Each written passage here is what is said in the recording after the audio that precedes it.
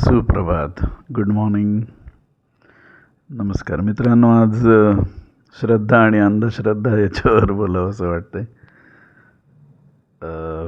एकच विषय, सरळ विषयाला हात घालूया. मुंबईमध्ये कबूतरखान्यांमुळे जो विषय निर्माण झाला, ते कबुतरांच्या विष्ठेमुळे जी मंडळी आजारी पडतात आणि त्यासाठी कबूतरखाने बंद करायचे की नाही हा विषय कोर्टापर्यंत पोहोचला.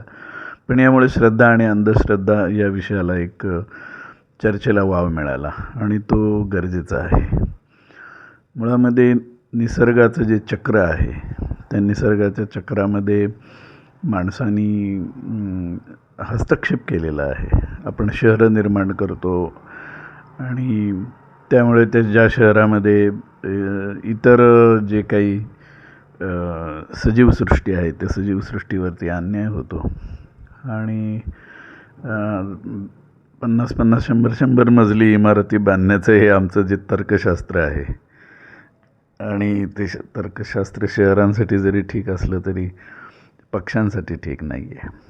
हे आम्ही मान्य करायला तयार नाही आहे आणि करणार नाही मान्य, कारण आम्हाला ही शहरं निर्माण करायची आहे. रोजीरोटीसाठी जगणारा माणूस आपल्याला तयार करायचा आहे असं स्पष्ट दिसतं. आणि माणसाने खेड्याकडं जायला पाहिजे. खेड्यामध्ये जे निसर्ग सौंदर्य आहे, मुळामध्ये आपल्या ज्या मूलभूत गोष्टी ज्या आहेत त्या आपण जाणल्या पाहिजेत. त्या न जाणता या विषयावरती चर्चा होतात. मग कोणी म्हणतं कबूतर कशाला पाहिजेत आणि कोणी म्हणतं म्हणजे भावना म्हणून ठीक आहे कबूतरं सांभाळणं, पण आज पृथ्वीवरती सर्वात जास्त चांगल्या पद्धतीनं पृथ्वीवरती राज्य करणारा प्राणी म्हणजे मनुष्यच आहे. आणि मनुष्य हा एक प्राणी आहे. सोशॉलॉजी म्हणते की man is a social animal. मग माणसांनी इतर प्राण्यांचा विचार केला पाहिजे, परंतु आपल्या जीवनशैलीमुळे जर निसर्गावर आघात होत असेल तर माणसांनी सुधारणं गरजेचं आहे. आज साधं शहरातनं फुटपाथवर चालणं किती मुश्किल आहे याच्यावरती मी बऱ्याच मित्रांशी संवाद साधायचा प्रयत्न केला, पण एक उदासीनता दिसून आली. आमच्या ज्या चुका असतात ना त्यासाठी आम्ही उदास असतो, आम्हाला ते मान्य असतं. आणि समाज, खरं पाहिलं तर समाज म्हणजे फक्त माणसाचा समाज नाही आहे हो. निसर्ग चक्र जर आपण बदलायला गेलो तर त्याचं बुमरँग जे म्हणतात ते आपल्यावरती येऊ शकतं. तर हा जो विषय आहे कबूतरखान्यांचा, मुंबई शहरामध्ये किती झाडं तुम्ही ठेवलेली आहेत की त्या ठिकाणी पक्षी राहतील. कबूतर हा पक्षी अशी म्हणायची वेळ आली आहे की तो आता कुठेतरी तुमच्या घराच्या कोनाड्यात पत्र्यांवरती राहतो आणि तिथेच अंडी घालतो आणि तिथंच पिल्लं होतात. त्यांना पर्याय तुम्ही ठेवलेला नाही आहे, त्याच्यामुळे त्या गोष्टी घडतात. आणि मला असं वाटतं की त्या विषयामध्ये तत्त्वज्ञान मध्ये घेऊन आणि त्याच्यावरती वेगवेगळ्या पद्धतीनं निर्णय घेणं हे चुकीचं आहे. माणसाने आपली चूक मान्य केली पाहिजे की आम्ही त्या पक्ष्यांवरती अन्याय केलेला आहे आणि त्यासाठी खोटं प्रेम नको आहे. त्यांना जर तिथनं कबूतरखाने बंद केले तर माणसं मरणं थांबतील, कारण माणसं आजारी पडत आहेत. आणि कबूतरांना नैसर्गिक शक्ती दिलेली आहे, ती त्यांचा अधिवास राहण्याची जागा आहे, ती शोधतील.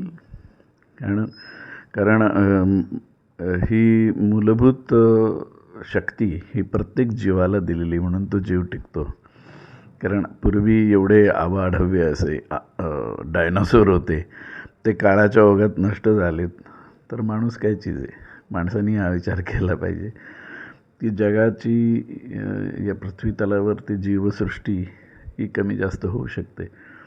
हे मान्य करूनच ही परिपक्वता दाखवून माणसांनी पुढं जाणं गरजेचं आहे.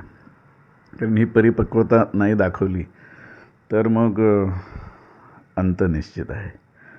तर म्हणजे हा काळ असा आहे की स्पेस टेक्नॉलॉजी एवढी पुढं गेली, माणूस चंद्र, मंगळ, पार सूर्यावरती जाऊन प्रयत्न करतो आहे की काय आहे सृष्टीचं रहस्य. तर जन्म आणि मृत्यूचं रहस्य साधं आम्हाला अजून कळेना. म्हणजे ते साधं म्हणायला पाहिजे, कारण एवढी वर्ष लोक मेहनत करत आहेत, पण मेलेला माणूस परत येत नाही. मग किती मोठा संत महात्मा असो, भले त्याची तुम्ही समाधी बांधा किंवा त्या ठिकाणी काही श्रद्धा निर्माण करा, परंतु माणूस एकदा मेला की मेला. तो किती भला मोठा असो, किती फेमस असो, किती त्याला मान्यता प्राप्त जगात झालेली असो, जन्म आणि मृत्यूचे प्रश्न हे कोणी माणसाला सुटत नाहीत. आणि मला असं वाटतं की हे प्रश्न आहेत म्हणूनच माणूस जमिनीवर आहे, नाहीतर तो खूपच अंधश्रद्धा झाला असता. तर तो श्रद्धावान थोडा तरी होतो. बरं, श्रद्धा ही सत्यावरती पाहिजे, ती विज्ञानाधिष्ठितच पाहिजे. अशा प्रकारे श्रद्धेकडे जर माणसाने बघितलं तर वादविवाद होणार नाहीत. तर विज्ञान हा अध्यात्माचाच भाग आहे आणि तो तुम्हाला डोळस बनवतो असं मानलं पाहिजे. कारण विज्ञानाला त्याच्या मर्यादा आहेत आणि अध्यात्म हे तत्त्वज्ञान आहे. त्या तत्त्वज्ञानाला काय ते अमर्यादा आहे. प्रत्येक व्यक्तीला आपलं तत्त्वज्ञान आहे. तसं विज्ञान नाही. विज्ञानाचा नियम जो आहे तो एखाद्या लॉप्रमाणे, एखाद्या नियमाप्रमाणे चालतो. त्यामुळे माणसांनी विचार केला पाहिजे की कशा पद्धतीनं आपण निर्णय घेतले पाहिजे. पण चांगली गोष्ट आहे की कबुतरांच्या निमित्तानं मुंबईमध्ये आध्यात्मिक घुसळण होती आहे, वैचारिक घुसळण होती आहे. तर योग्य श्रद्धा असणं गरजेचं आहे, अंधश्रद्धा नाही पाहिजे. आणि काही लोक जर श्रद्धेच्या नावाखाली आपला व्यापार करत असतील तर त्यांनाही थांबवणं गरजेचं आहे. आणि तो व्यापार जोरात चालू आहे. आणि म्हणून जर जीवामध्ये शिव आहे आणि जळीस्थळी काष्टी पाषाणी ईश्वर आहे, ओरडून सांगणारी लोक होऊन गेले. मनी नाही भाव म्हणे देवा मला पाव, देव आशानं घावायचा नाही र, देव बाजारचा भाजीपाला नाही र. तर जगण्यामध्ये जी वैज्ञानिक दृष्टी पाहिजे ती दृष्टी ठेवूनच जगलं पाहिजे. कारण तुम्हाला विज्ञानाने दिलेला मोबाईल पाहिजे, विज्ञानाने दिलेली साऊंड सिस्टीम पाहिजे, सगळं पाहिजे. आणि वर तुम्ही म्हणणार आम्ही या घराण्याचे, आम्ही त्या घराण्याचे, हमारे में ये होता है, हमारे में वो होता है. तर ह्या ज्या गोष्टी ज्या आहेत त्या तुम्हाला संगीतासारख्या विषयामध्येही दिसतात. व्यक्तिपूजा ही तुम्हाला मार्गदर्शक असली तरीसुद्धा व्यक्तिपूजेमध्ये किती अडकायचं. म्हणजे ओशो हे किती बुद्धिमान होते. ओशोंचं तत्त्वज्ञान पाळणारी लोक अजूनही आहेत. ओशो गेले. ओशो तर देव मानतच नव्हते. देव ही माणसाने निर्माण केलेली एक संकल्पना आहे असं ते म्हणायचे. इतके अशा प्रकारे ओशोंचं जीवनशैली आपण बघितली. त्याच्या विरुद्ध काही साधू महात्म्यांची जीवनशैली बघितली की त्यांची श्रद्धा सिद्ध झालेली लोकांनी बघितली. मी आहे असं म्हणणारे, घाबरू नकोस मी तुझ्या पाठीशी आहे असं म्हणणारे सुद्धा संत महात्मे होऊन गेले की ज्यांच्यावर श्रद्धा ठेवल्याने अनेकांना चांगले अनुभव येतात. याचा अर्थ ते आहेत असं होत नाही, परंतु त्यांची श्रद्धा बोलते, त्यांची श्रद्धा काम करते. म्हणजे श्रद्धा हा विश्वासाचा आणि आत्मशक्तीचा आविष्कार आहे. हे जर विज्ञानाधिष्ठित विचाराने जर मान्य केलं तर आपल्याला हे पटू शकतं की आपण श्रद्धा आणि अंधश्रद्धा याच्यामध्ये जी अंधुकशी जी रेषा आहे ती जाणणं गरजेचं आहे.